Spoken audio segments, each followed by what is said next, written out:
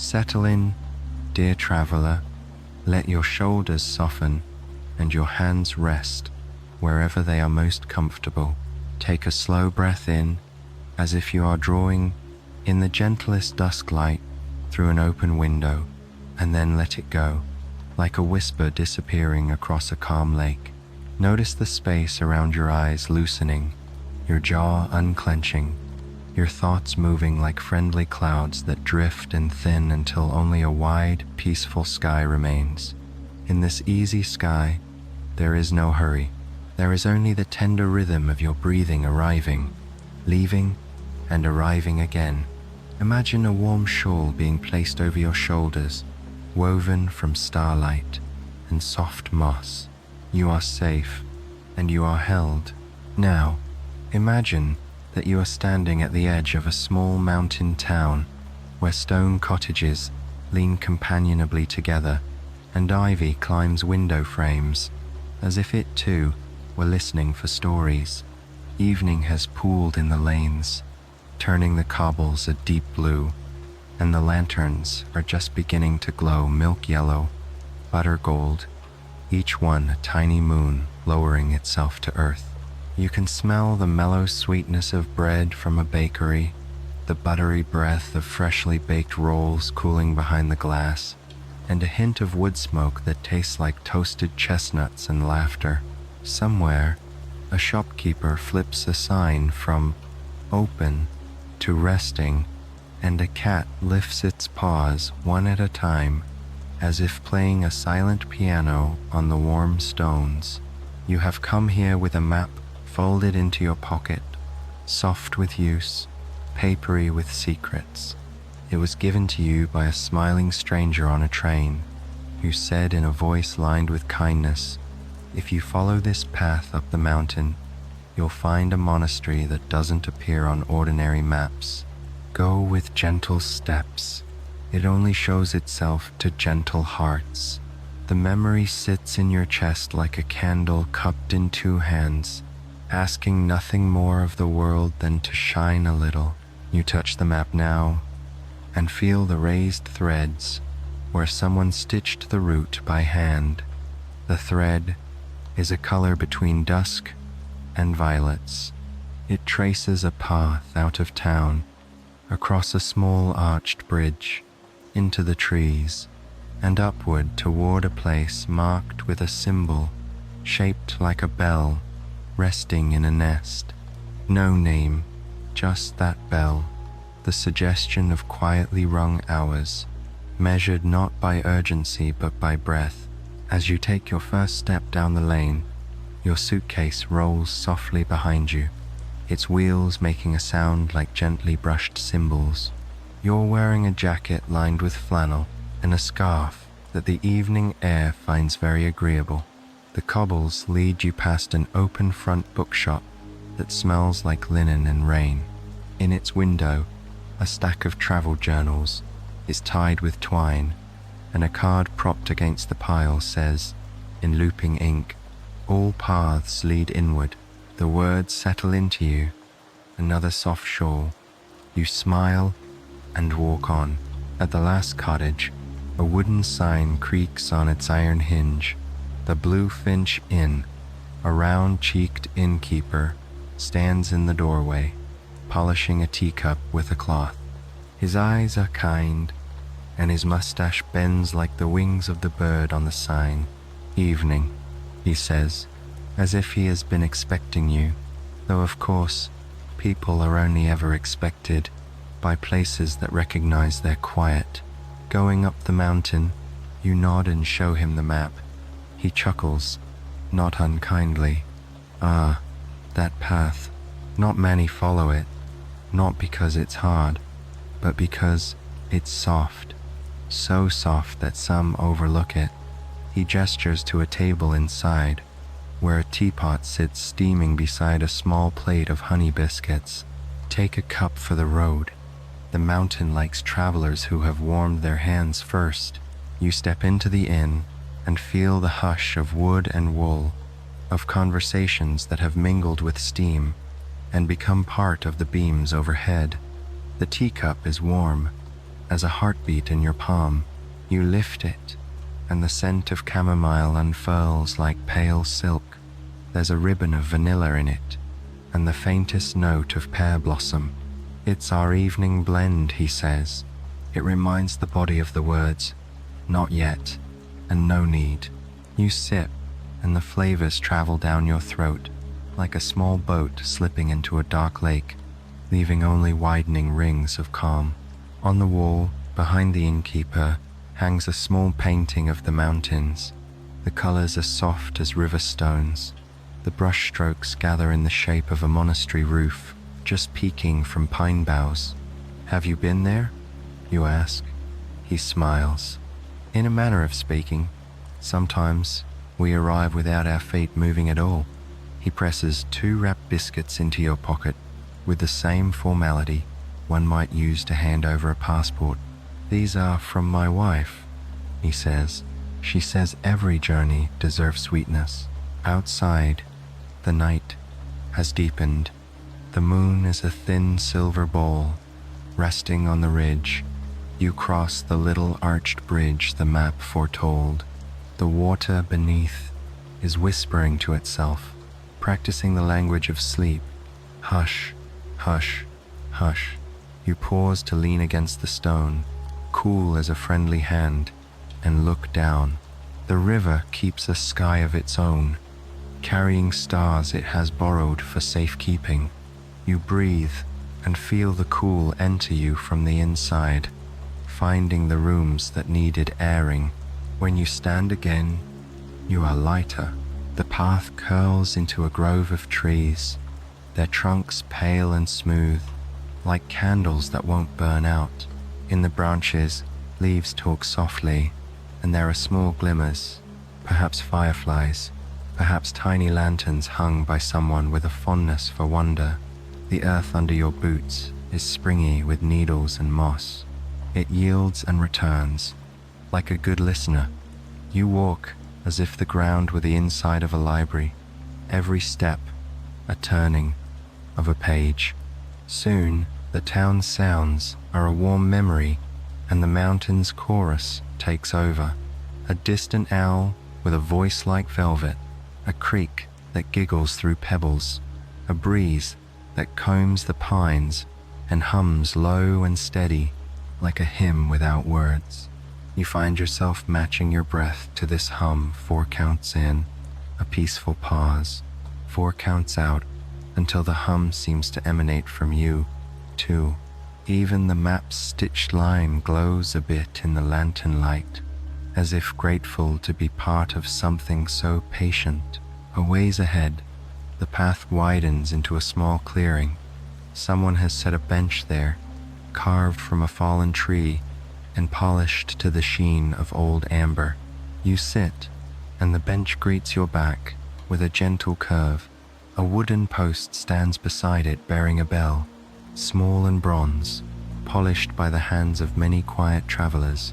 There's a cord of braided hemp attached to the bell's tongue, with a tag that reads, "If you ring me, make it a wish for somebody else." You hold the cord and think. The mountain remembers unselfish wishes, the innkeeper had said, or perhaps he hadn't, and you only now understand. You close your eyes and imagine someone who needs ease. Maybe you picture their hands loosening from a long day. Maybe you picture their breath arriving without weight. You give the cord the gentlest of tugs. The bell answers with a note like warm honey. It hangs in the air and doesn't seem to fall, but rather thickens the moment into something golden and generous. Somewhere in the trees, a fox pauses, then continues its soft-footed errand, as if it has received a small blessing. When you open your eyes, the clearing feels fractionally brighter, or perhaps it is only your gaze that has softened. On the other side of the bench, a bundle of walking sticks leans against a stump, each one smoothed to a shine by time. A little sign says, "Borrow, return when you are no longer traveling." You choose a stick that fits your hand, as if it has been waiting for you, the weight just so, the balance, like the remembrance of an old lullaby. When you stand, the stick makes a gentle tapping sound, a companionable punctuation to your steps. As you climb, the air grows cooler and the scents change. Resin and rainwater, distant lemons of crushed sorrel, the thin sweetness of lichen, and, threading through it all, a hint of incense so faint, you wonder if you have imagined it, the way one sometimes imagines a melody and then realizes it is being played. You are not in a hurry. You are not measuring the distance by time, but by the collection of quiet comforts, the fold of the map, the remembered taste of honey biscuits, the porch light of the moon, the way the path asks so little and gives so much. A small bridge appears a plank bridge with a rope rail that has been tied in knots at intervals. Each knot is even and confident, the handiwork of someone who likes things to last. A sign carved into a nearby rock says, "Take the bridge," like you are reading a poem. So you do. You let each step be a line break. You let the creek beneath rhyme with the creek above, and for a moment the world is all rhyme, a poem with no end, only a continuation into softer stanzas. On the far side, an old donkey grazes by the path, its coat shaggy as winter tea. It lifts its head and looks at you with eyes the color of warm bread. A tiny bell hangs from its leather collar. When it shifts its weight, the bell sings one small note and then keeps its counsel. "Hello," you say, and the donkey swishes its tail in greeting. You stroke its nose, it's velvety and cool, and your hand comes away with the faint smell of sage. Around the donkey's neck is a ribbon with a tag, "Companion of Pilgrims." You bow, a little embarrassed and a lot charmed, and move on. Up ahead, the trees step apart to reveal a ledge where the valley opens like a book laid flat. The town is a cluster of sleepy punctuation marks scattered across the page. Trails of smoke curl up and become part of the evening, and far beyond, another mountain line rests its chin on the sky. You inhale the view and feel it settling somewhere behind your ribs, a landscape you'll carry. As you look, a soft, slow-moving cloud comes to stand beside you, as if it, too, were pausing to read the valley. The cloud edges glow faintly. You can almost hear them fizz, like the finest bubbles in a glass of sparkling water. "Beautiful," you say. The cloud, genteel as a librarian, drifts on. When the path slips back into trees, you notice that the ground has become a little smoother, more trodden, as if many careful feet have agreed upon this way. You touch the map once more. The stitched bell symbol seems nearer now, not geographically, but in the way beloved things draw closer when attended to. In the hush, you become aware of a new sound, so soft it feels more like an idea, perhaps the echo of evening prayers, perhaps the quiet tumbling of water over stones, perhaps your own breath magnified by wonder. You follow the sound, letting it be your compass, and soon the path eases into another clearing, smaller than the first, intimate as the inside of a thought. In the middle stands a gate made of interlaced branches, woven with dried flowers, little bells, and faded ribbons. There's no lock, only a latch you could lift with one finger. A wooden board hangs beside it, engraved with a single invitation. If you seek rest, enter with resting steps. You reach for the latch. Your fingers are steady, your heart steady too, as if it has finally remembered its favorite tempo. You lift, and the gate gives with a sigh that sounds exactly like relief. The path beyond is lit by low stone lanterns. Their light, not bright but brave, wavering just enough to remind you that everything alive has a pulse. You step through, and the mountain air seems to nod, welcoming you not as a guest, but as someone who belongs to this quiet. The last of the evening, birds call out once, twice, and then tuck their heads beneath their wings. A sweet, woody scent of incense, undeniable, now threads itself into your breath, which is deeper and slower than when you began. The monastery waits somewhere above, not hidden out of secrecy, but tucked away like a cherished bookmark between the pages of the mountain. You walk on, each step an agreement with gentleness, and the night draws its soft shawl a little closer around your shoulders. The latch clicks softly behind you as the woven gate swings back into place. You pause, resting your hand on the smooth wooden curve, and feel a quiet gratitude. The world beyond is hushed, not by absence but by presence, the kind of hush you hear in a library when pages are turning, or in a chapel when candles breathe their little flames. Before you stretches a lantern path, each small stone lantern spaced a few steps apart, their flames swaying with a life of their own. The light is not harsh or commanding. It is the color of melted honey, steady yet gentle, casting halos across moss, pebbles, and roots that curl like sleeping animals.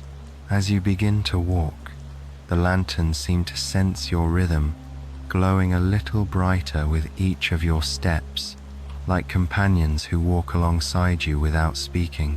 The air has thinned slightly, fresh as mountain linen. Every breath feels cool and fragrant, as though the pines have been steeping in clear water all day just to flavor the evening. Their branches stretch above you, layered in a canopy that filters the night sky into patches. Here a glimpse of a crescent moon, there a scatter of bright dust that must be stars. The stars appear to lean down, curious, as if they, too, wish to follow the lantern path. A stream keeps you company, flowing parallel to the trail. Its surface glimmers, carrying little reflections of the lanterns, as if the water has been collecting light for centuries, and only now dares to release it in trembling fragments. When you dip your walking stick into the water, it ripples outward like silk, and the rings carry the lantern reflections until they blur into gold threads. The sound of the current, soft, unhurried, slips into your ears, smoothing the folds of thought until your mind feels like polished stone. On a bend of the trail, a wooden bench carved into the shape of a curled leaf invites you to pause. You sit, running your fingers along its veins etched into the wood.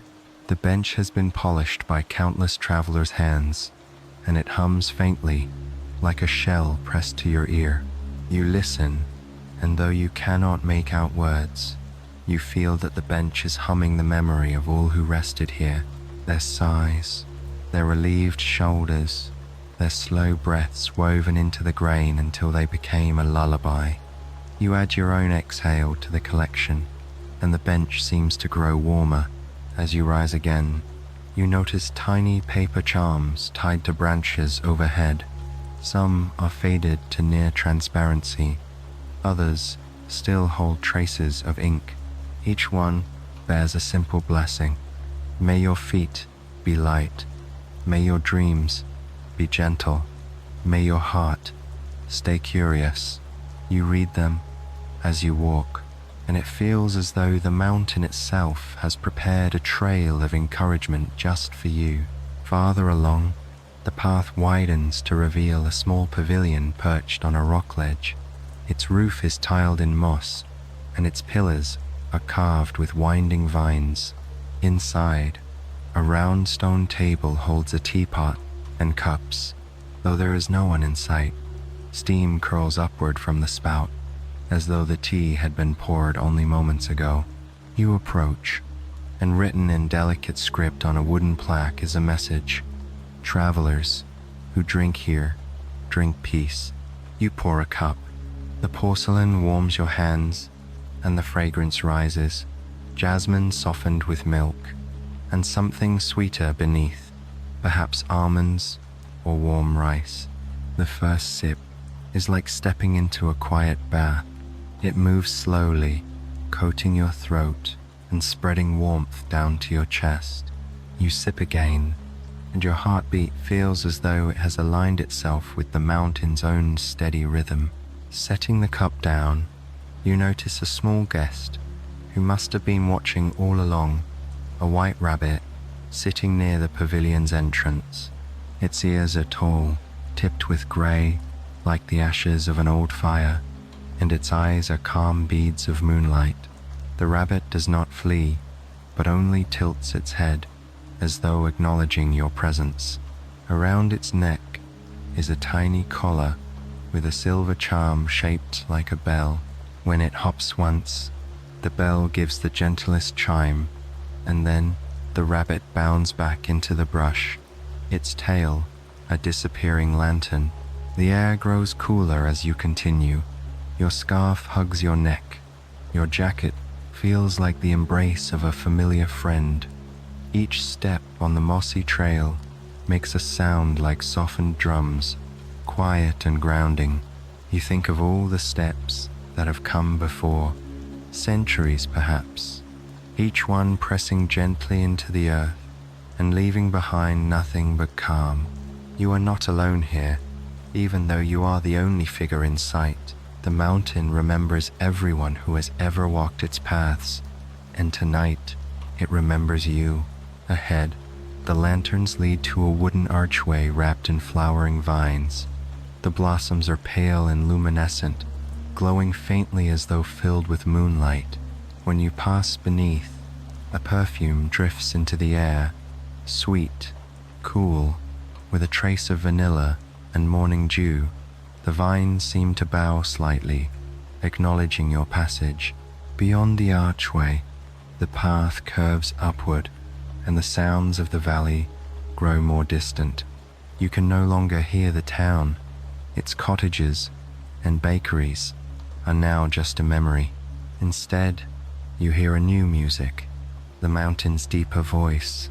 The pines hum lower, the stream thickens its tune, and every now and then you catch a soft note, like a bell carried on the breeze. It may be real, or it may be your imagination, shaping the air into music. Either way, it fills you with ease. As you pause on a rise, you look back over your shoulder. The lantern stretched downward like a string of golden pearls, guiding the eye all the way to the gate you passed through. The valley spreads beyond, covered in a blanket of mist, and the moon has risen higher, scattering silver feathers across the sky. You feel as though you have climbed not just into the mountains, but into a dream, where the ordinary world has softened at the edges. You touch the map again. The stitched bell symbol glows faintly, reminding you that the monastery lies still ahead, waiting like a gentle friend who never grows impatient. You take another steady breath, filling your lungs with pine, moss, and moonlight, and continue onward, your walking stick tapping softly like a heartbeat carried forward by wood. And so you move deeper into the mountain's embrace, the lantern path curving ahead like a sentence not yet finished, promising more gentle words to come. The lanterns continue to lead you gently upward until the path folds itself into a deep forest of towering pines. Their trunks rise like tall columns in a quiet cathedral, straight and steady, each one painted in strokes of grey, brown, and soft green moss. Overhead, their branches knit together so closely that the sky becomes a patchwork of velvet and starlight, as if the heavens themselves had been quilted by unseen hands. The first thing you notice is the hush. It is not empty silence, but a woven silence, made of countless subtle threads. The pine needles whisper when a breeze combs through them, the kind of whisper that sounds like pages being turned in a book, much too large for one lifetime to read. Somewhere deeper, a bird calls just once, a note so low and resonant, it seems to ripple the bark itself before it vanishes. As you breathe, you taste the forest air cool and resinous, with hints of mint, earth, and the faintest sweetness of wild sap. It feels as though the air has been steeped in pine for centuries, brewed slowly, until it has become an elixir for tired lungs. Each inhale feels like a cleansing. Each exhale feels like a gift to the forest, a quiet offering it gladly receives. The path beneath your feet has changed too. Here, it is carpeted in a soft bed of needles, springy and forgiving. Your walking stick sinks slightly into it with each step, making a muted sound like a brushstroke across canvas. The forest floor glows faintly, lit by clusters of tiny mushrooms. Their caps shimmer in pale blue and silver, so delicate they look like scattered coins of moonlight. When you lean close, you see that their edges pulse faintly, as though breathing with you. From time to time, you notice little hollows between the roots of ancient trees. Inside, tucked into the earth, are small carved figures, wooden foxes, owls, and bears. Their faces are simple, but their eyes gleam with resin, catching the lantern light. You have the sense they are guardians, placed here by earlier travelers, each one watching kindly over the path. You pause at one, a small owl with wide round eyes, and touch its head. The wood is smooth and warm, as though it has been absorbing the forest's pulse. As you walk deeper, the sound of the stream returns. It has followed you secretly, only now revealing itself again. You glimpse it through the trees, a thin silver ribbon rushing along, its surface scribbled with starlight. A fallen log forms a bridge across it, smoothed and sanded by countless feet. On the log, moss grows thick and soft, as if offering a green cushion to anyone who dares to linger. You decide to cross. With each step, the stream's voice grows louder, not wild or rushing, but steady, full, like a choir humming a hymn. You pause in the center of the log and look down. The water is clear enough to see the stones below, rounded and luminous, painted with moss in shades of emerald and jade. Tiny fish dart among them, flashing like fleeting sparks. When you kneel and trail your hand through the current, the water feels impossibly cool, wrapping around your fingers like liquid silk. The sensation leaves your skin tingling, as though the mountain has given you a small blessing. On the far side, the trail winds upward again, leading into a grove where the pines grow even closer together. The air here feels thicker, muffled, as if every sound must be softened before it may enter. You find yourself instinctively walking slower, lowering your steps, as if not to disturb a great slumber. Indeed, it feels as though the entire forest is resting, dreaming its green dreams while letting you pass unnoticed. Then you notice them, wind chimes, hung from branches overhead. They are crafted of bamboo, wood, and delicate glass. When the breeze stirs, they release notes soft and light, weaving together into a melody so fragile, you fear it may vanish if you breathe too loudly. Some chimes tinkle like drops of rain falling onto crystal bowls. Others sigh like reeds swaying in water. The forest becomes a hidden orchestra, playing not for applause, but for the pure joy of existing. You follow the melody, and soon the path widens again, into a small glade. In the center of the glade is a round stone well, its edge worn smooth by centuries of hands. A wooden ladle rests across it, and a small sign says, "Drink if you wish to remember what is gentle." You lift the ladle and dip it into the cool depths. The water is crystal clear, carrying with it the faint shimmer of moonlight. When you sip, it tastes unlike any water you've ever known, light, almost weightless, with a sweetness that lingers only long enough to leave you smiling. The coolness spreads through you, as if brushing every corner of your being with a feather dipped in snow. A deep calm settles inside, the kind of calm that feels permanent, as though it has always been there, simply waiting for you to notice. You sit beside the well for a while, listening to the chimes, feeling the earth beneath you hum faintly, like a sleeping animal. Time is different here. It no longer matters whether minutes or hours pass.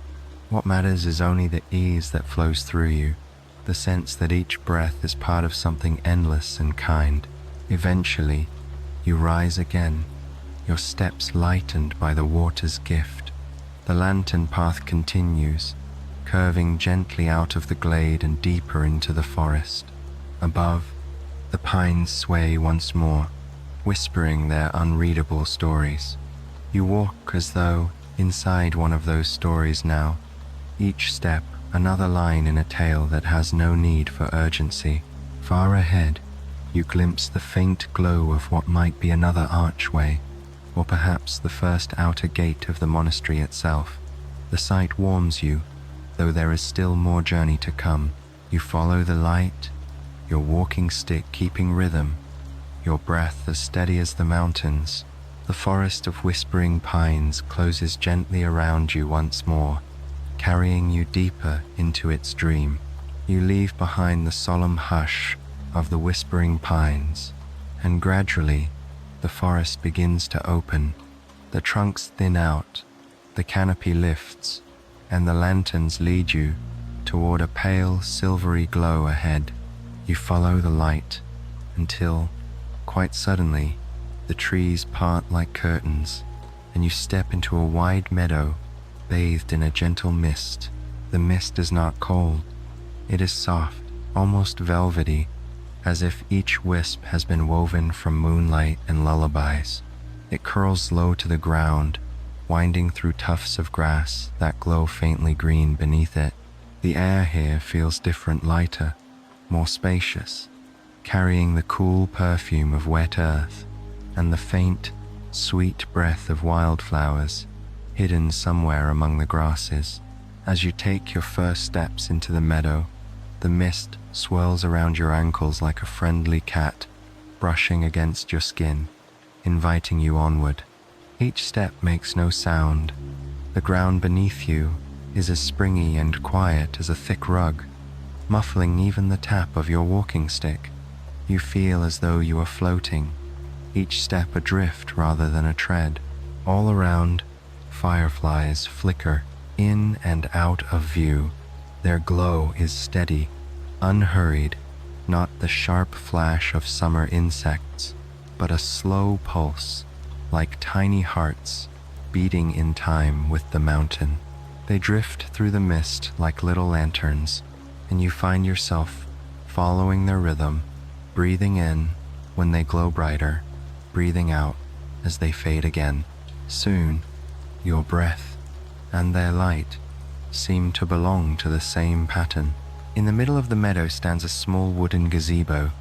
Its roof is domed and covered in climbing vines with pale blossoms that release a subtle fragrance reminiscent of lavender and warm milk. 4 wooden posts hold the structure aloft, and between them hang delicate curtains of gauzy fabric, fluttering gently in the breeze. The lantern path leads directly to it, as though inviting you to pause and rest. Inside the gazebo, you find a round bench circling a small stone fountain. The fountain is no taller than your knee, and from its center rises a single stream of water that arcs gracefully before falling back with a sound like distant rain. The basin overflows gently, and the water runs off into narrow channels that disappear into the mist, as if feeding the meadow itself. You sit on the bench, resting your hands on your lap, and listen. The sound of the fountain mingles with the hush of the meadow. It is the sound of rain remembered, not falling now, but stored within the earth's memory. The mist thickens slightly, as if leaning closer to listen with you. From a pouch beside the fountain, you notice small slips of paper and bits of charcoal. A wooden plaque above them reads, "Leave a gentle thought. The meadow remembers." You pick up a slip, the paper soft as pressed petals, and write a single word that feels right to you, perhaps peace, or rest, or simply thank you. You fold it and place it into the water. The paper floats for a moment, then dissolves into silver threads, weaving themselves into the fountain stream. You smile, knowing the meadow will carry your word onward, scattering it gently with the mist. When you look up, you notice the fireflies have gathered more closely around the gazebo, their soft pulses lighting the curtains from outside. For a moment, it feels like you are sitting inside a lantern, glowing quietly at the center of the meadow. The thought fills you with a tender warmth, as if you are both held and holding, part of the meadow's own calm rhythm. After resting, you rise and continue along the lantern path. It leads you across the open meadow, the mist thinning slightly as you move. Here the grasses grow taller, brushing your knees, and within them you hear the rustle of small lives. Perhaps a mouse darting home, perhaps a bird folding itself into slumber. The sounds are soft, never startling, just another thread in the tapestry of peace. At the meadow's far edge, you encounter a low wooden bridge arching over a stream. The water is wide here, its surface smooth as glass, carrying the reflection of the moon so perfectly that you feel you could step into it and walk across the sky. The mist hovers over it like a veil, parting slowly as you approach. The bridge itself has no railings, only carved posts at either end. On the first post, words are engraved. Step softly, you walk above the moon. You smile, and when you place your foot on the first plank, it creaks gently, like a sigh. Each step carries you across not just the stream, but across the moon's reflection, as though you are treading over liquid silver. The experience feels dreamlike, yet steady and safe, a crossing meant for those who move without hurry. On the far side of the bridge, the mist grows thinner, revealing the base of another forest, though different from the pines you left behind. These trees are birches, their white trunks glowing softly under the moonlight. Their leaves shimmer with a faint silver hue, as if they have absorbed the meadow's mist into their very veins. Before you step into the birch forest, you pause and look back. The meadow stretches wide and luminous, still veiled in silver mist, still pulsing with the light of fireflies. The gazebo in the center glows faintly, a star anchored to the earth. You take a deep breath, filling your lungs with the meadow's gift of calm, and let it go slowly, as if exhaling a gentle promise to return someday. Turning back to the birch trees, you touch the map in your pocket. The stitched bell symbol feels closer now, its threads warmer, as though the monastery's presence is drawing nearer. You step softly into the birch forest, the meadow's mist falling away behind you like a curtain lowered at the end of a gentle act. The journey continues, your heart as steady as the lanterns that guide you, your steps light as drifting silver. The birch grove welcomes you like a new chapter of the journey. You step lightly between the pale trunks, each one smooth as polished bone, streaked with gray lines that look like delicate brushstrokes painted by hand. Their white bark gleams faintly in the moonlight, so that the forest seems to glow from within, a luminous hole where the lanterns need almost no help to guide the way. The air is cooler here, touched with a faint sweetness, like sugar stirred into cold water. Every breath fills your lungs with a clean, crisp clarity, as though the grove has been waiting all day to gift its freshness to night wanderers. The leaves above shimmer gently, and you notice something unusual. They are making music, not just the ordinary rustle of leaves in the breeze, but a soft, layered harmony. Each gust sets off a different note, some high and twinkling like distant bells, others low and resonant like humming bowls. Together, they weave a song so delicate you almost doubt your ears, until you stop moving and realize it continues all around you, steady and sure. You stand still beneath the branches, tilting your head back. The music of the leaves folds over you like a quilt. It is not a song with beginning or end, but an endless weaving of sound, comforting as the rhythm of your own breathing. The longer you listen, the more you feel that the grove is singing just for you, recognizing you as part of its harmony. The path narrows here, winding gently between the birch trunks. Along the way you see little signs of welcome. A lantern hung low where the light would guide small creatures, a tiny bench carved into the roots of a tree, a cluster of stones stacked neatly like an offering. Each detail feels intentional, as if generations of travelers have left behind kindness in simple forms. As you continue, you come to a clearing in the grove, where the grass grows short and soft, glowing faintly silver. At the center is a circular pond, no wider than a cottage room, its surface perfectly still.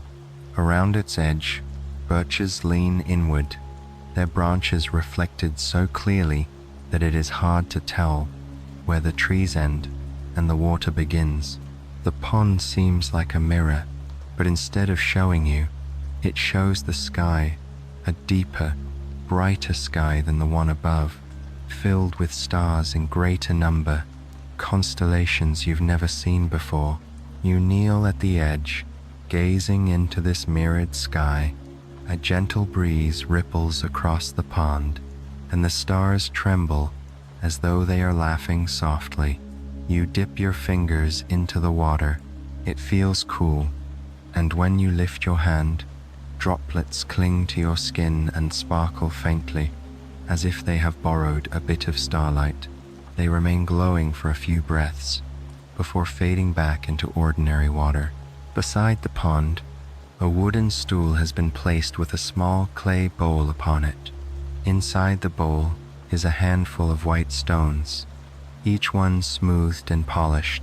A carved sign reads, "Cast one, and your dream may float among the stars." You pick up a stone, feeling its weight, cool and reassuring in your palm.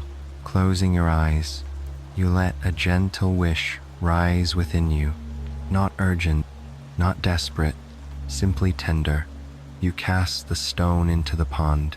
It lands without a splash, dissolving into a ripple of silver rings. For a moment, a new star glimmers in the mirrored sky before blending with the rest. You sit quietly by the pond for a while, letting the music of the birch leaves surround you. It is as though you are inside a song that has no performer and no audience, only itself, flowing forever. The calm it brings is profound, reaching places inside you that words cannot reach. When at last you rise to continue, the lantern path leads out of the clearing and deeper into the birch grove. Here, the trees grow closer again, their trunks leaning toward one another like old friends sharing secrets. Their branches arch overhead, forming a tunnel of silver and green.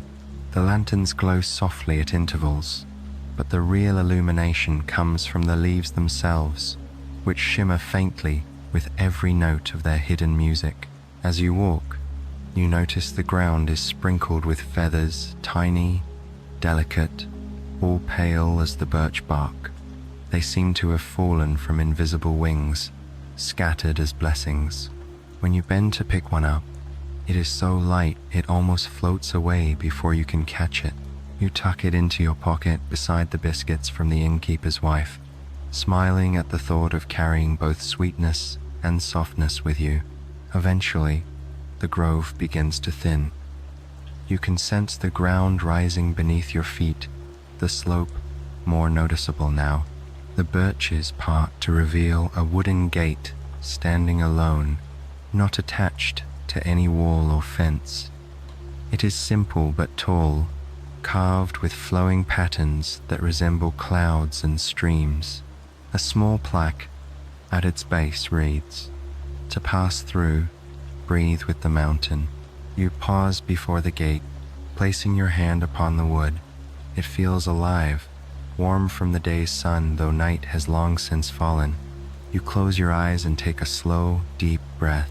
In through your nose, cool air, pine and birch, water and starlight. Out through your mouth, steady, easy, carrying with it the last remnants of any weight you've been holding. You breathe again and again until your rhythm feels aligned with the mountain's pulse. When you open your eyes, the gate has eased itself open, creaking only the slightest bit, as if sighing in approval. Beyond it lies a new stretch of path, steeper but brighter, lined with lanterns that seem to lean forward, eager to guide you. You step through, carrying with you the song of the birch leaves, the glow of the mirrored pond, and the lightness of a feather. The journey feels richer now, fuller, as though each part of the mountain has gifted you something to take along. And so you continue upward, your steps quiet, your breath steady, your heart softened into harmony with the night. The path beyond the birch gate rises steadily, winding along the side of the mountain. Lanterns mark the way, their light spilling onto the stones like golden puddles. You walk with calm steps, your stick tapping gently, the rhythm so steady it could almost be mistaken for part of the mountain's own heartbeat. Soon you hear the low murmur of water, deeper than the playful streams you crossed earlier, broader, carrying a weightier tone. As you round a bend, the trees step aside to reveal a wide ravine carved into the mountainside. Below, a river surges steadily, not loud or furious, but powerful in its endlessness. The moonlight reflects off its surface in restless patterns, like silver threads weaving and unweaving themselves. Stretching across the ravine is a long wooden bridge. Its planks are weathered smooth, their grain silvery in the lantern light. Ropes, thick as your arm, are knotted and looped along the sides, their fibers softened by countless hands. Small bells hang at intervals along the ropes, each one no larger than a thimble. A wooden sign at the entrance of the bridge reads, "Walk slowly. Listen to what the mountain remembers." You step onto the first plank, and it creaks gently under your weight. The sound echoes faintly across the ravine, carried back to you a moment later, as though the mountain is answering. The bells stir with the breeze, chiming softly, their notes scattering like drops of rain on glass. Together, the creaks, the chimes, and the river's murmur form a quiet chorus, each sound rising, drifting, and returning, as though rehearsing an endless lullaby. You begin across, one careful step at a time. The bridge sways slightly, not enough to unbalance you, but enough to remind you that you are suspended between two vast places, the earth beneath and the sky above. Each step feels like an invitation to trust not just the bridge but the journey itself. Halfway across, you pause and place your hand on the rope. The fibers are warm, worn smooth by others who have passed this way. When you lean over to gaze at the river far below, the sound deepens in your ears.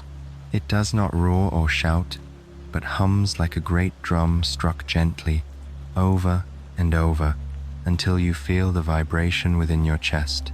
The river is not in a hurry. It has been flowing long before you arrived, and it will flow long after. You let this truth settle in you like a comforting weight. A breeze moves through, setting all the bells tinkling at once. For a moment, it feels as though the bridge itself is singing a choir of tiny silver voices. The echoes carry outward, rebounding off the rock walls of the ravine, multiplying softly until the air is filled with a hushed music. You close your eyes, and the sound lingers inside you, weaving through your breath. When you open them again, you notice something carved into the planks beneath your feet. Small symbols, spirals, leaves, waves. They are not words you recognize, but they feel familiar, as though the mountain has its own alphabet. Each step reveals a new carving, a new silent message. You walk slowly, tracing them with your eyes, feeling as though you are reading a story written not in ink, but in footsteps. As you near the far side of the bridge, the lanterns grow brighter, guiding you back toward the mountainside. The last plank bears a single carving, a bell enclosed within a circle, the same symbol stitched on your map.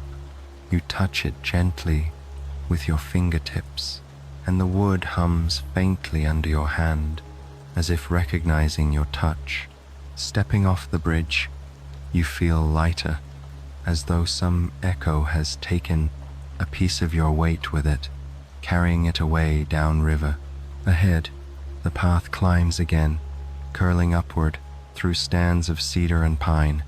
The air is cooler, tinged with the faint spice of cedarwood and the crisp clarity of high altitudes. You pause once more to glance back. The bridge sways gently in the breeze, its bells chiming, its planks glowing faintly in the lantern light. It looks less like a structure now, and more like a thread of music stretched across the ravine, joining two pieces of silence together. You smile, grateful for the crossing. Turning back to the path, you touch the map again in your pocket. The stitched bell symbol feels nearer, almost warm, as if you are walking not just toward it, but into it. The monastery is closer now, though still unseen. It waits with the patience of stone and time. With steady breath and unhurried steps, you climb onward into the night, the echoes of the bridge still singing softly in your chest. The mountain path curves steadily upward, but the slope is gentle, like a hand guiding you rather than pushing. The cedar forest thins, and soon the lanterns ahead glow more brightly, as though they are leading you into a place that wishes to be seen. And then you arrive. The trees step aside to reveal a vast garden laid out across the mountainside. What greets you first is the light. Not sunlight, not moonlight, but thousands upon thousands of blossoms glowing softly in the night. Each flower is a lantern, its petals lit from within. Some glow golden like candle flames, others pearly white, and still others a faint lavender, like twilight captured and kept safe. Together, they fill the garden with a gentle radiance, enough to see every curve of path, every arching bough, every stone resting in the moss. The air is perfumed, carrying notes of honeysuckle, jasmine, and something sweeter, like sugared almonds, melting on the tongue. The fragrance is never heavy, only drifting, delicate, like a friend brushing past you to whisper a kind word. You breathe it in slowly, and the scent seems to fill not just your lungs but your whole body, leaving a sense of lightness in its wake. The path winds between the glowing blossoms, each turn revealing new wonders.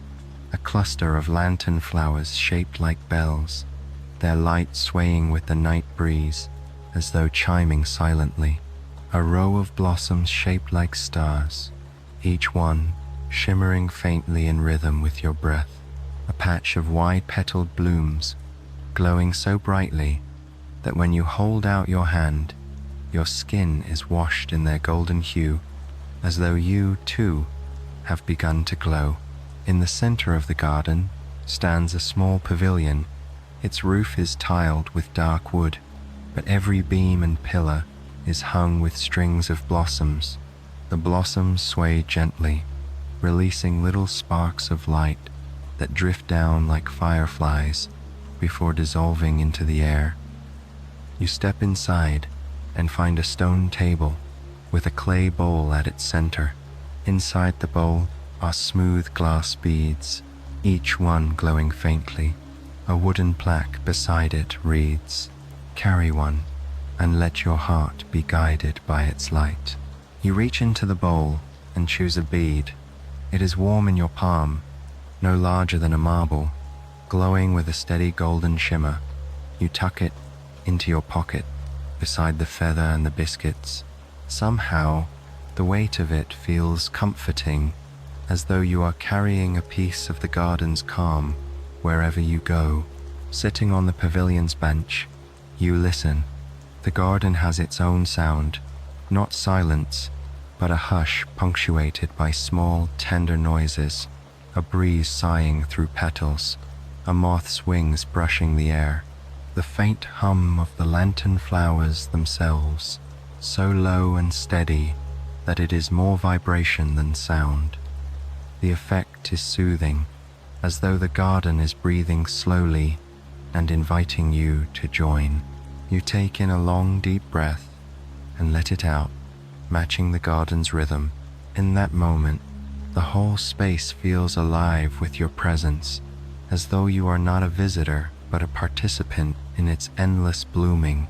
As you rise again, you notice small stone pathways leading outward from the pavilion. Each one is lined with different kinds of glowing blossoms. You choose one at random, and it leads you to a narrow wooden bridge arched across a koi pond. The water glimmers with reflections of the blossoms, and beneath the surface, pale golden fish drift like living lanterns. Their movements are unhurried, their tails brushing the water in slow arcs, painting ripples that shimmer under the light. Halfway across the bridge, you pause and lean over the railing. One of the koi swims directly beneath you, its scales glinting like polished amber. It pauses, and for a moment, it looks up at you. Its eyes hold no urgency, only recognition, as if it knows you are part of this peaceful night. Then it drifts onward, leaving you with a quiet sense of connection. At the far end of the bridge, you find a small wooden bench carved into the shape of an open flower. You sit for a while, gazing across the pond, the blossoms, the glowing fish. The lantern bead in your pocket seems to pulse faintly, in rhythm with the koi, with the blossoms, with your breath. Everything feels linked, threads of calm woven together into a single tapestry. Eventually, you rise and return to the main path. The lantern garden stretches ahead, its blossoms guiding you upward. At the far end, you see a stone staircase rising, each step edged with tiny glowing flowers. The stairs look inviting, like a pathway of stars leading into the sky. Before you leave, you glance back one last time. The garden glows steadily, A sea of light spread across the mountain, its blossoms swaying as if waving farewell. You know you will carry its calm brightness with you, as surely as you carry the bead in your pocket. And so you begin to climb, each step slow and sure, the light of the blossoms following you upward, fading softly as you rise toward the next chapter of the mountain's journey. The stone staircase welcomes you with a calm rhythm, each step wide and even, as if carved with the comfort of travelers in mind. Tiny blossoms grow along its edges, glowing softly like star fragments, scattered just for your path. When your foot meets each stone, the petals seem to brighten, as if thanking you for moving gently. The night air is thinner here, cooler, carrying the clarity of high places. When you inhale, it feels like drinking in pure starlight. You exhale, and the mountain seems to sigh back, as though it breathes with you. The staircase rises in gentle curves. Between each curve, the builders long ago placed stone platforms to let travelers pause. On the first platform, a lantern rests atop a carved pedestal. It is shaped like a crescent moon, and when you lean close, you see that its flame does not flicker with fire, but glows steadily, like a pearl lit from within. A small inscription is etched into the pedestal: "Rest as often as you wish. The stars are never in a hurry." You smile and sit for a while. From this vantage point, you can see the lantern garden below, glowing like a golden sea. Beyond it, the birch grove glimmers faintly, and farther still, the misty meadow, now just a pale veil across the valley. You trace the journey in your mind. Each place has given you a gift, and together they feel like stepping stones across a river of calm. When you rise again, the next flight of stairs curves higher, lined with mossy walls that cradle more glowing blossoms. At times, the walls part, offering glimpses of the valley far below. You see a ribbon of river gleaming silver in the moonlight, curling through the mountains like a sleeping dragon. In those moments, you feel not small, but held part of the vastness, safe within its arms. On the second platform, a stone bench shaped like a scroll invites you to sit. Etched into its surface are constellations, tiny dots connected by thin lines, worn smooth by time. When you run your fingers along them, the stars seem to shimmer faintly, though whether it is your imagination or the lantern light, you cannot tell. A wooden plaque beside the bench says, "Trace a constellation, and you carry its calm."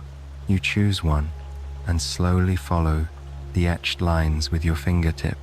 As you do, you feel a subtle warmth, like a small ember glowing in your chest. You know without doubt that the calm of this star, ancient, steadfast, now travels with you. The stairs continue upward. Your steps are steady, unhurried, each one accompanied by the quiet tap of your walking stick. You notice how the air grows cooler with each curve, yet your body feels warm, supported by the gifts of the places you've passed. The feather, the bead, the memory of mist and music, all of it is with you now. At the third platform, you find a low table carved from a single piece of granite. Upon it rests a shallow bowl of water. The bowl reflects the stars above with such clarity that it feels as though you could dip your hand into the heavens. You trail your fingers along the surface, and ripples spread outward, bending the stars into gentle arcs. The water feels cool and light, leaving behind a shimmer that fades slowly from your skin, as if the stars linger there for a few breaths before returning home. You continue climbing, and the staircase narrows slightly, the lanterns placed closer together now. Their light forms a golden thread that seems to weave you upward through the mountain's fabric.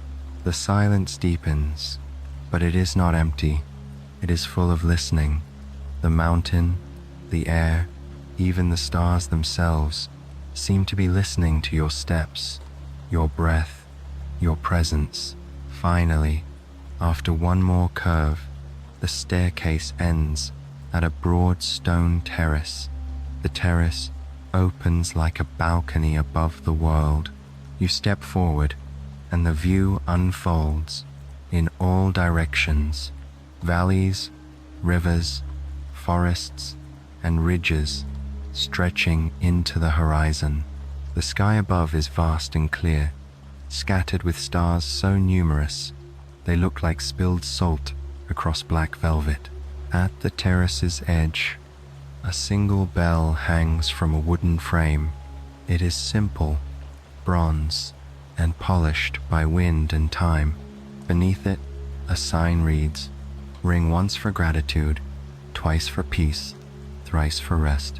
You reach out and pull the cord. The bell's voice is deep and resonant, flowing out over the mountains like a tide. The sound lingers, echoing back in soft waves. It feels less like a noise and more like a presence, settling into your bones. The air grows still, as if even the stars pause to listen. You close your eyes and breathe, letting the sound soak into you. When the echo fades, you feel lighter, steadier, as though the mountain has accepted your offering of gratitude and returned it with peace. Ahead, at the far side of the terrace, a narrow gate carved into the rock awaits.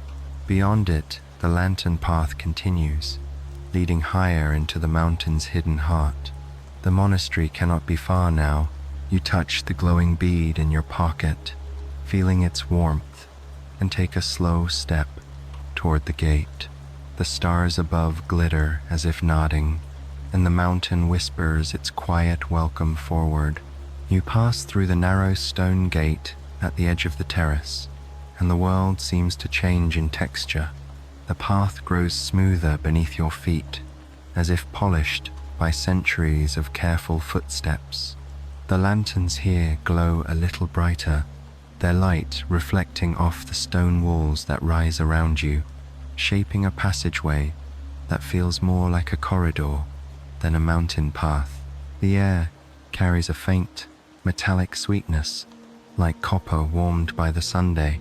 Then you hear it, a low, steady tone drifting through the passage. Not one bell, but many, each with its own pitch, layering into a harmony so gentle it feels woven into the very stone. The corridor widens into a cavernous hall carved directly into the mountain.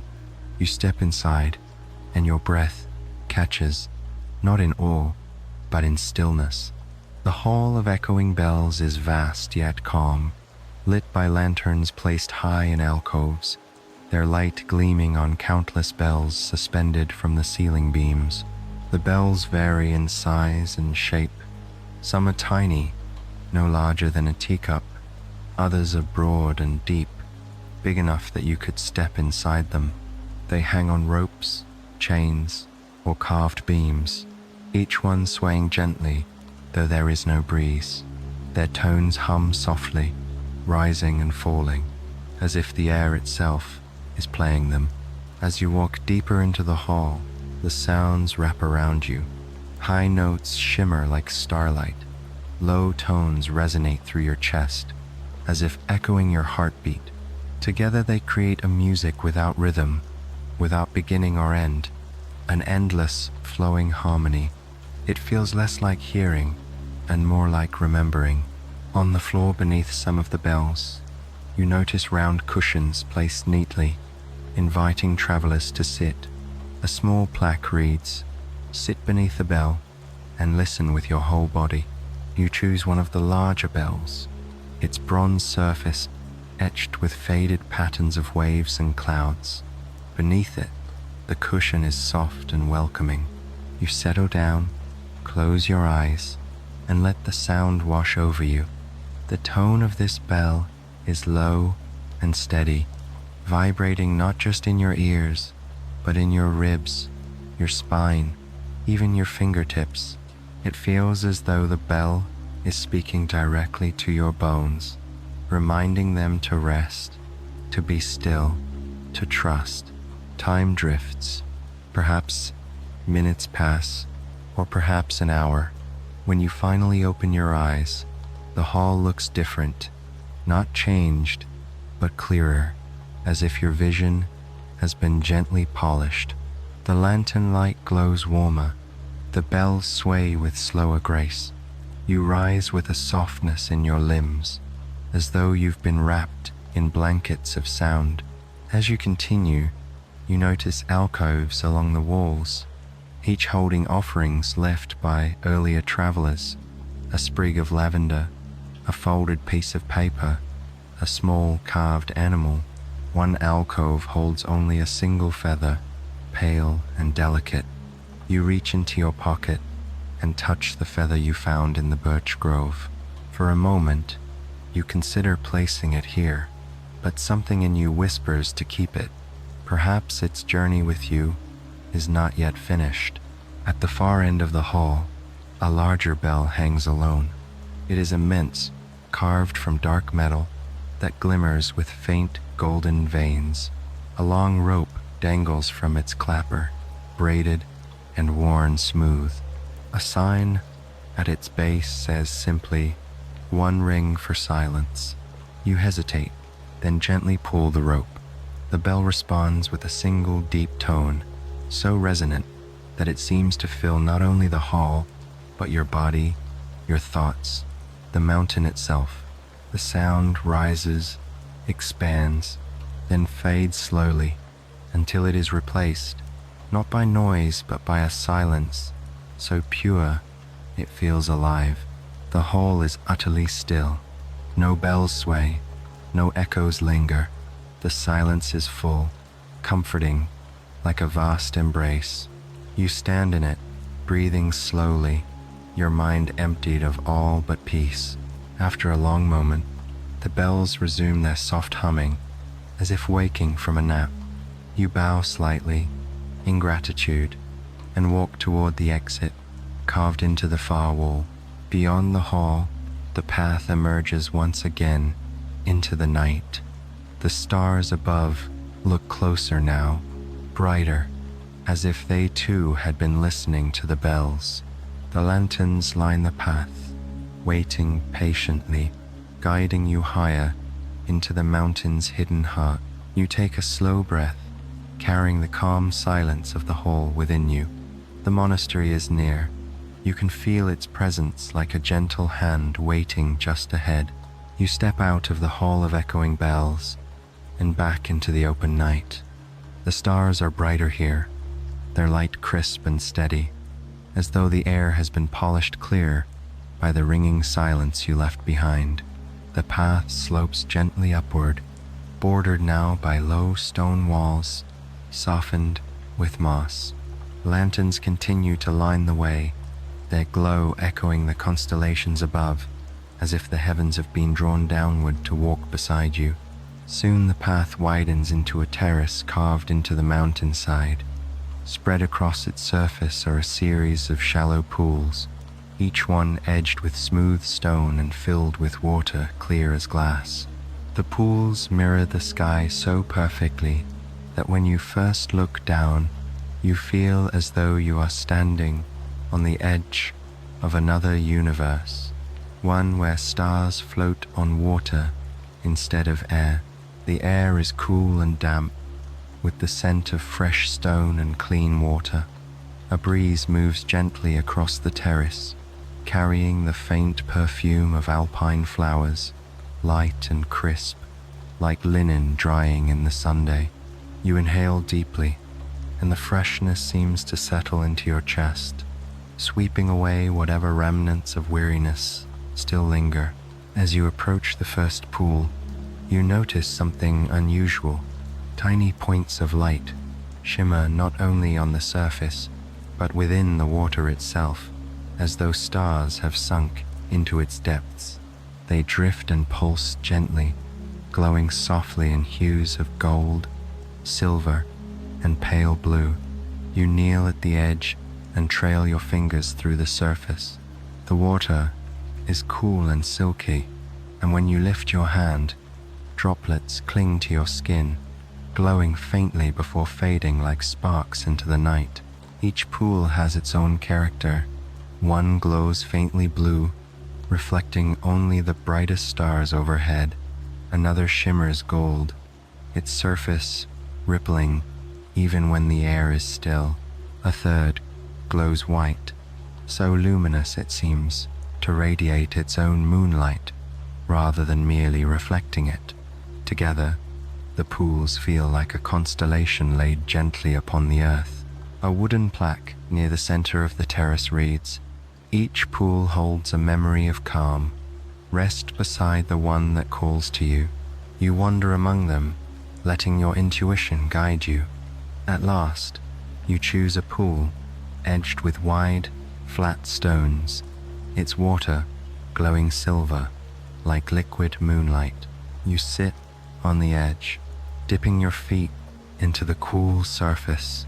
The sensation spreads through you, refreshing yet soothing, like cool silk draped over tired muscles. The glow of the water seems to seep into your skin, and soon you feel as though you are glowing faintly yourself. As you rest, you notice faint melodies rising from the pools, not from your pool alone, but from all of them. Each pool hums a tone, gentle and steady. Together they weave a chord, so soft it feels like the mountain itself is breathing in harmony with you. You close your eyes, listening. The sound mingles with the cool touch of the water, and you sink into a calm so deep it feels timeless. When you open your eyes again, the stars above have shifted slightly, though you cannot say how long you rested. The pools shimmer steadily, unchanged, as though holding the night in place. You rise slowly, refreshed, your steps lighter than before. At the far end of the terrace, a narrow stone bridge arches upward.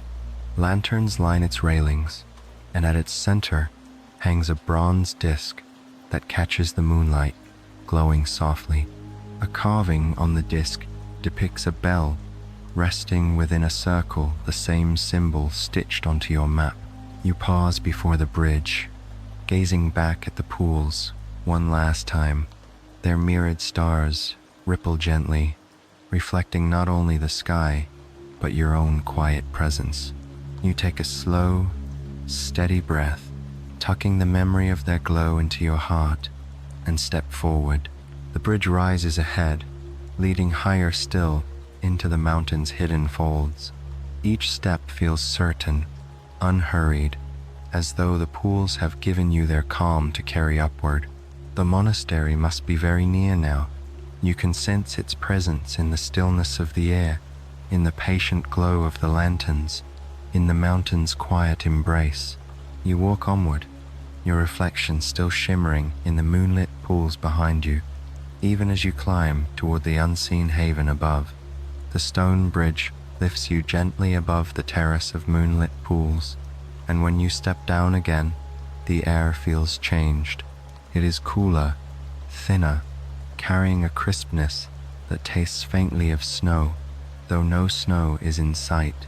The lanterns guide you forward, their glow brighter now, as if aware of how near you are to the monastery's heart. The path narrows, curving along a high ridge. To your right, the valley drops away into shadows. To your left, the mountain rises, sheer and steady, its face marked with ledges and dark folds. The silence here is deeper, fuller, like a great pause that holds its breath. Soon you notice figures along the path.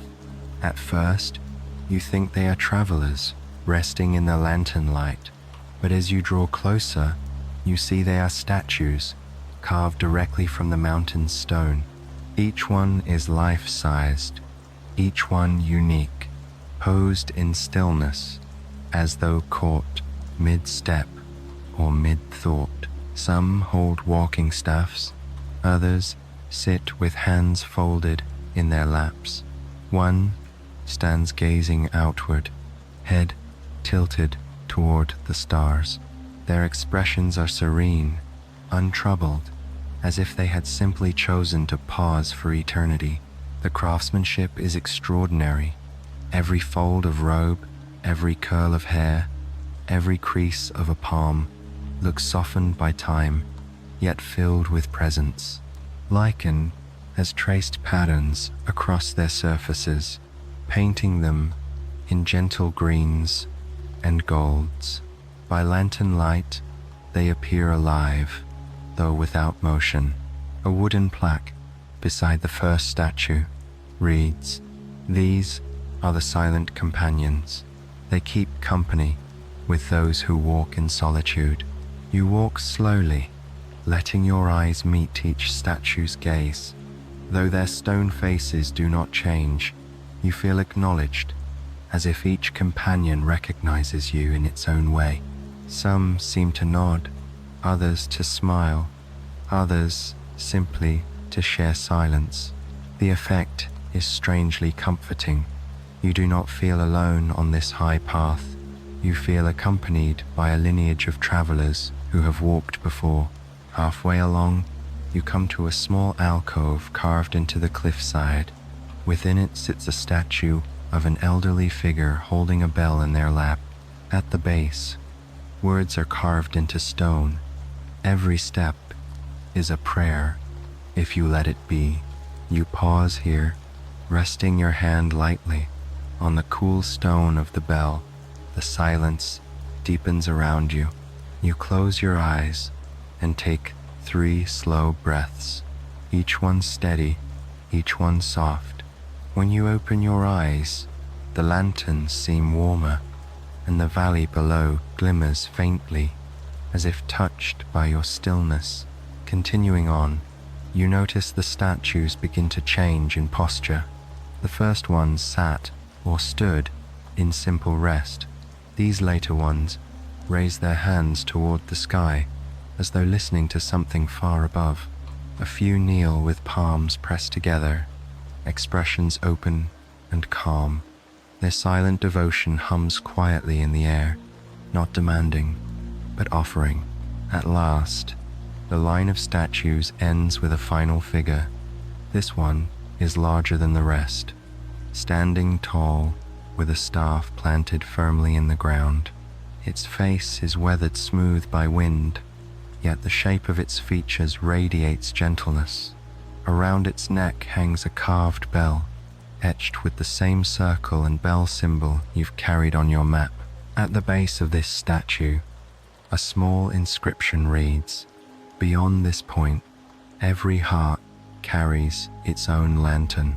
You touch the glowing bead in your pocket, feeling its gentle warmth.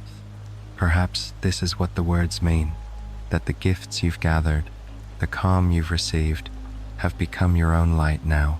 Beyond the final statue, the path widens into a plateau.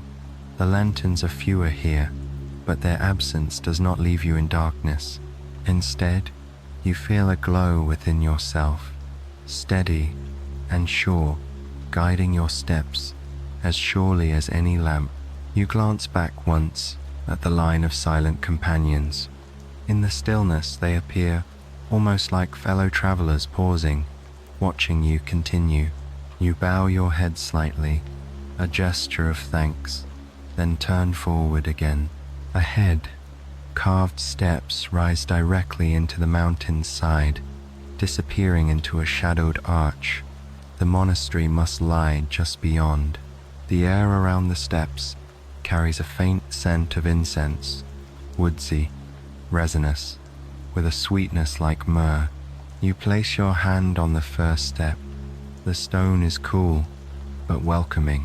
With slow breath and steady heart, you begin the final ascent toward the hidden sanctuary waiting above.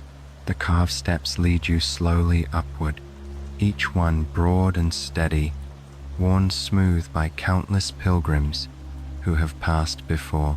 As you climb, The faint trace of incense grows clearer, a fragrance both woody and sweet, like cedar mingled with honey, lingering on the cool mountain air. The steps end at a great archway cut directly into the rock. It is simple in shape, yet adorned with delicate carvings, spirals that suggest wind, waves that suggest flowing water, blossoms that suggest gentle renewal. At the center of the arch, high above, is the familiar bell within a circle, etched deep and strong, its lines softened by centuries, yet unmistakable.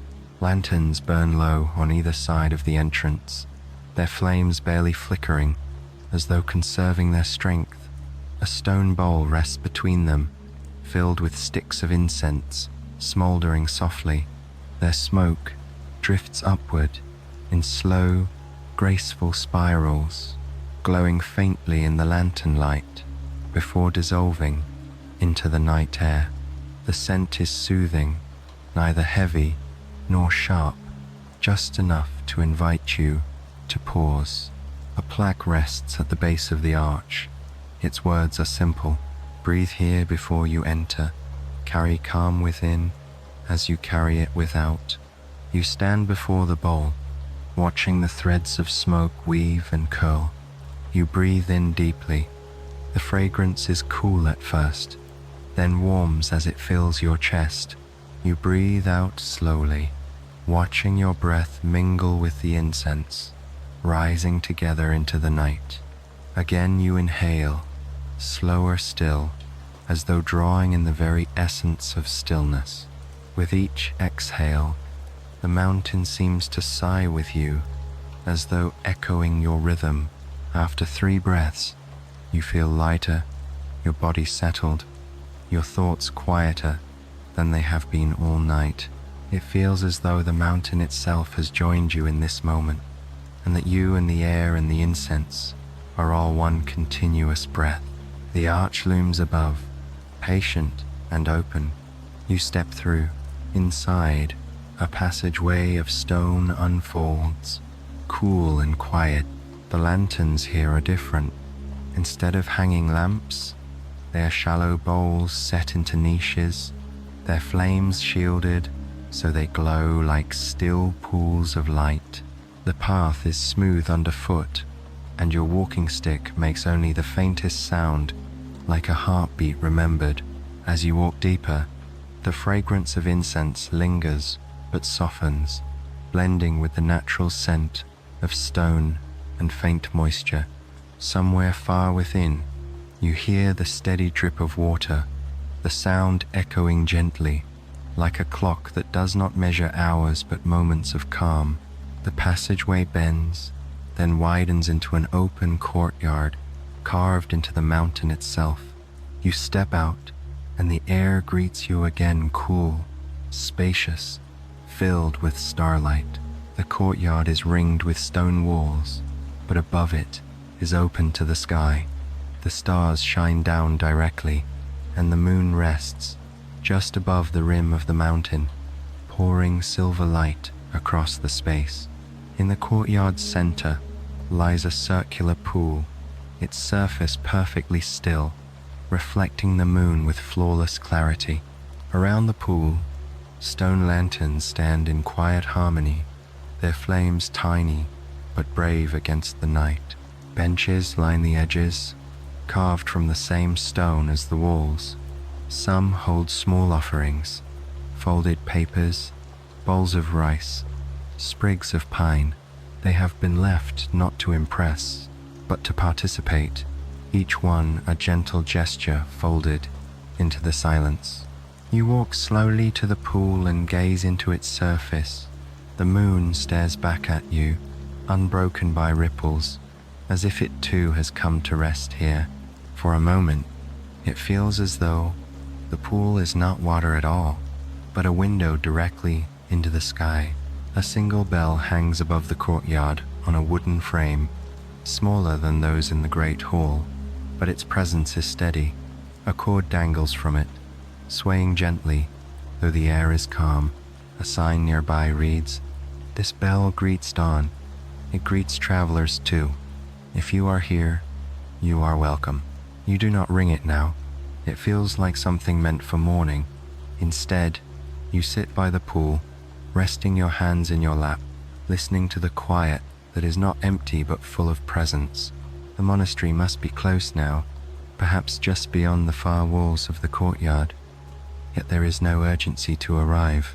Sitting here, under the moon, beside the pool and the bell, feels like already being within its embrace.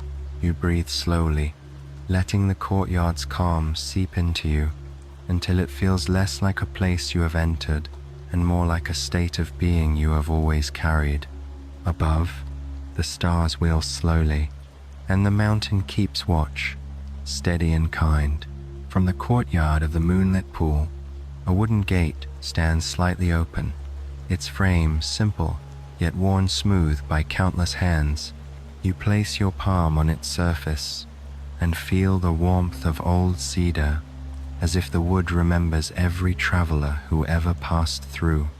With a slow breath, you step inside.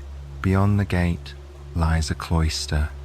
4 covered walkways frame a quiet square garden, their roofs supported by carved beams darkened with age. The lanterns here burn low and steady, their light falling gently across the polished wooden floors. Your steps make the faintest sound a hush, like fabric brushing fabric. It feels as if the cloister itself encourages silence, asking every footfall to soften into calm. At the garden's center lies a simple arrangement of stones and raked gravel. The pattern is delicate, concentric circles radiating outward from each stone, as if ripples of water had been frozen into place. Small tufts of moss grow between the rocks, glowing faintly in the lantern light. The effect is so soothing that you pause, resting against a beam, simply to gaze. The circles seem to draw your thoughts inward, gently quieting them until all that remains is stillness. You begin to walk slowly along the covered path, following its square shape. At each corner, a small alcove opens outward. The first holds a wooden bench, its seat smooth with use. Above it hangs a scroll, painted with simple black brushstrokes, a single pine branch bending in the wind. Beneath the painting is written, "Strength is found in yielding." You pause to take in the words. They settle in you, not as instructions, but as reminders already known, deep within. At the second corner, you find a low table with a kettle resting atop it. Steam curls lazily from its spout, though no one tends it. Beside it, cups are stacked neatly, waiting. A note carved into the wood reads, "Pour and be poured into." You lift the kettle and pour a small cup. The tea is pale, almost colorless, but its aroma is floral and soft. When you sip, warmth unfurls gently in your chest, like a small lantern being lit within. You continue around the cloister. At the third corner, a tiny shrine sits within a niche. No grand figure presides here, only a bowl of water, a feather resting across it, and a single bell no larger than your hand. Its tone, when you brush it lightly, is clear and high, dissolving almost instantly into the night. A plaque reads, "What is brief can also be complete." You bow your head, holding the feather in your pocket, a little closer, as if it belongs to this place too. At the final corner, the cloister opens onto a small veranda. From here, you can see the valley below, silvered by moonlight, vast and calm. The view is both distant and intimate, as though the mountain has unfolded its heart to show you what it holds dear. A low wooden bench faces outward, and you sit, letting your gaze drift across the layers of ridges fading into mist. The world feels endless, yet safe, an expanse without edges, where nothing presses, nothing demands. When you rise again, you return to the square garden at the cloister's center. You notice now that the gravel patterns are not fixed. With each breeze, a few grains shift, and the circles subtly change. The garden is never the same twice, yet always perfect. This realization fills you with ease. Perfection, here, is not rigid. It is alive, breathing with change. A quiet doorway at the far side of the cloister leads onward. Its frame is unadorned, but a single character is carved into the lintel. Rest. You place your hand on the wood, feeling once more that sense of continuity, as though countless hands have pressed here before. Then, slowly, you step through. The air within is warmer, touched with the faint scent of cedar smoke and candle wax. You can sense that the monastery itself lies just ahead. Each part of the journey has been a preparation, a gentle layering of calm, and now you are close to its heart. You pause for one last moment in the cloister's hush. The gravel garden, the pine branch, the feather, the tea, they linger in your senses, woven into your breathing. When you finally move on, it feels less like leaving and more like carrying the cloister with you. The doorway from the cloister opens into a passageway of smooth stone. The lanterns here are smaller, their flames dim to the softness of fireflies, guiding you gently rather than illuminating with urgency. Your walking stick makes almost no sound on the polished floor. The air is still, carrying only the faint fragrance of beeswax and pine resin. The passage widens slowly, and then you step into the monastery's inner courtyard. It is quiet, yet alive with presence. Around the courtyard, wooden buildings stand in harmony with the mountain, their roofs sloping gently, their beams darkened by time. No detail feels grand or commanding. Everything is simple, proportioned, balanced. The architecture itself seems to breathe. The center of the courtyard is a circle of candles, hundreds of them, perhaps thousands, arranged in concentric rings upon the flagstones. Each flame is small and steady, swaying only slightly in the night air. Together, they create a living field of light, soft and golden, casting gentle shadows across the walls. From a distance, the candles look like a constellation laid upon the earth, each flame a star resting close enough to touch. You step slowly toward the circle. The warmth is subtle, not hot, but tender, like the glow of an early hearth. The air hums faintly with the quiet crackle of wicks. It feels as though the candles are not just burning but listening. Their flames turn toward you with patient awareness. Around the courtyard's edges, monks move silently, tending to the candles. Their robes whisper as they walk, their sleeves brushing against one another as they bend to shield a flame, replace a wick, or light a new candle from an old one. They do not speak. Their silence is not heavy, but light, a silence born of long practice and gentle hearts. When one passes near you, their eyes meet yours for a moment. The look is warm, steady, wordless, like recognition, without the need for names. At the courtyard's far side stands a tall wooden frame holding a single great bell. Its surface gleams faintly in the candlelight, etched with patterns of waves, clouds, and blossoms. It does not ring now, but its presence is strong, as though its voice vibrates invisibly through the space, even in stillness. Near the bell, a stone bench rests beside a low table. On the table lies a bowl of rice, a cup of tea steaming faintly, and a folded cloth. You realize it is an offering, placed there for anyone who arrives weary from the mountain. You sit on the bench, the stone cool beneath you, and unfold the cloth. Inside is a small biscuit, simple yet fragrant. You break it gently and taste. The flavor is mild, a little sweet, dissolving softly on your tongue. You sip the tea after, warm and grassy, carrying hints of roasted grain. Together they fill you with comfort, not in abundance, but in sufficiency. Enough.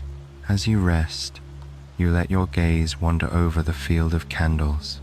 Some flames flicker higher, others lower, but together they are steady, like breaths rising and falling in unison. You realize the courtyard itself feels like a single living being, its heart made of light. You reach into your pocket and feel the gifts you have carried: the feather, the glowing bead, the memory of mist, the sound of bells. Each one feels alive, part of this moment. Gently, you take the bead from your pocket and place it near the nearest ring of candles. It glows steadily, as if happy to join its light with theirs. Time drifts. Minutes, perhaps hours. You cannot tell. The courtyard holds you in its embrace, its warmth weaving into your body, its silence weaving into your thoughts. You feel safe, wholly present, and yet lighter than air. At length, a monk approaches, their steps soundless. They bow slightly, then gesture toward a small door behind the great bell. Their hand is steady, their eyes kind. You understand. This door leads deeper, into the monastery's innermost hall. You rise slowly, bowing in return, and walk toward the door. The candles flicker softly as you pass, as if acknowledging your journey. The great bell looms above, quiet but immense, its surface glowing faintly in the golden light. You pause with your hand on the door. The air beyond feels different, deeper, quieter, as though it holds the final gift the monastery wishes to offer. With a breath as calm as the mountain itself, you step forward. The door swings open without resistance, and you step inside. At once, the air shifts cooler, yet softer, like the hush of a dawn before birds awaken. The fragrance of cedar, beeswax, and faint incense lingers, delicate as a memory. This is the monastery's innermost hall. The space is vast, but not imposing. Wooden beams rise above you, their grain gleaming faintly in lantern light. The floor is smooth stone, warmed by countless feet. Along the walls, niches hold single candles, their flames steady and calm. The whole glows gently, not bright, but enough that every corner feels safe, seen, and welcoming. At the center lies a great mat of woven reeds. Cushions are placed in a circle upon it, each one simple and inviting. No one sits there now, yet the cushions hold the imprint of many who have. The circle seems alive with the memory of presence, as though all who ever rested here left behind a portion of their peace. At the far end of the hall, a tall window without glass opens directly to the night.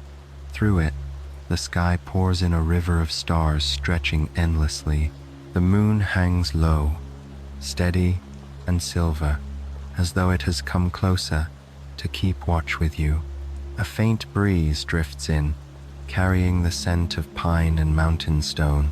You walk slowly to the circle of cushions and sit. The reed mat welcomes you, its texture springy and warm. You close your eyes, and for a while you simply breathe. In through the nose, cool and clear, out through the mouth, long and soft. Each breath loosens what remains of the day until your body feels as though it is made of clouds. Then you hear it. Not bells this time, not chimes or wind or water.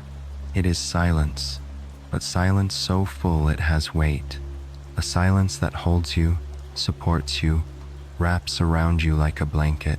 It is the sound of the mountain itself, resting. You lean into that silence, and in it, you find yourself. You feel the gifts of the journey woven together here, the hush of the pine forest, the silver mist of the meadow, the glowing bead of the lantern garden, the resonance of the bells, the warmth of the candles. Each gift rests within you, not separate, but one, like threads braided into a single rope. Your thoughts slow, dissolving into softness. Even your breathing feels effortless, as though the whole breathes for you. Time slips away. There is no need for minutes or hours here, only the steady rhythm of rest. The stars beyond the window seem to draw closer, their light spilling across the floor in a quiet cascade. You imagine them not as distant, but as companions, here in the hall with you, their glow mingling with the candles, with your own steady presence. Gradually, your body loosens further, shoulders softening, hands falling still. Your eyelids grow heavy, yet in their heaviness there is comfort, as though they are curtains closing over a stage whose story has already been told. And when you finally lie back upon the mat, the hall accepts you completely. The silence deepens, the stars shimmer faintly, and your breath becomes part of the mountain's own calm rhythm. There is no more journey to make. You have arrived. The monastery holds you in its quiet embrace, and as your mind drifts gently downward, you are guided into a sleep as steady as stone, as soft as moss, as infinite as the stars. Rest here, traveler, rest and dream.